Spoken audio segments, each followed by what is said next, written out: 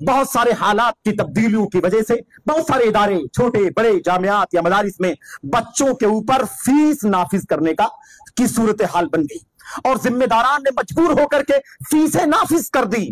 ٹھیک ہے، اگر حالات اور ظروف ایسے بن گئے ہیں کہ ہمارے پاس لوگوں کا تعاون نہیں آتا اور صورتحال مشکل سے مشکل ہوتی چلی جا رہی ہے، تو فیسوں کے نفاذ کا جو مسئلہ ہے، فیسوں کی تنفیذ کا جو مسئلہ ہے، اس میں سب سے پہلی بات میں عرض کرنا چاہتا ہوں کہ فیسوں کا بوجھ نہ قائم کریں طلبہ کے اوپر۔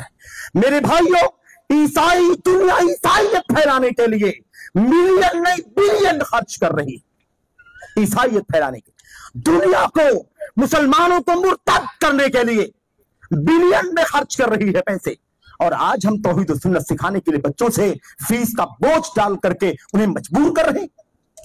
اس لیے خبردار، اگر ضرورت ہے تو اعلی قدر ضرورہ، اور کم سے کم بوجھ ہونا چاہیے، یا تو فیس نہ رہے اور ضرورت ہے تو ضرورت کے مطابق رہے۔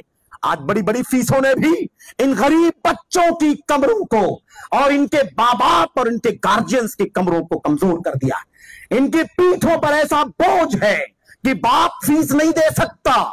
بچے کو توحید کہاں سے سکھائے، سنت کہاں سے سکھائے، عالم کہاں سے بنائے، حافظ کہاں سے بنائے؟ حالت اتنی نازک ہوتی جا رہی ہے، فیسوں کے بوجھ نے سرپرستوں کی کمر توڑ کر کے رکھ دیا ہے۔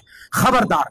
دوسرا مسئلہ کیا ہے؟ اگر یہ فیس کا بوجھ ہم نے نہیں اتارا تو ہم نے شروع میں کہا، درمیان میں کہا کہ اگر دین و دنیا کا موازنہ ہو جائے تو الا من رحم اللہ، ورنہ لوگ دین کو چھوڑ کر کے دنیا کی طرف مائل ہوتے۔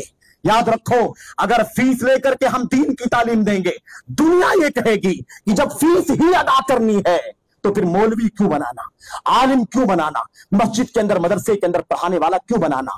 کیوں نہ اپنے بچوں کو تعلیم دینے کے لیے پیسہ ہی خرچ کرنا ہے تو دنیا کی ڈگریاں دلا کر کے لمبے پیسے کمائیں گے، دنیا کی آسائش حاصل کریں گے۔ یہ دین کی تعلیم سے برگشتہ کرنے کا ایک خاموش سبب بن جائے گا۔ اس لیے خبردار، اس سے بچنے کی ضرورت ہے۔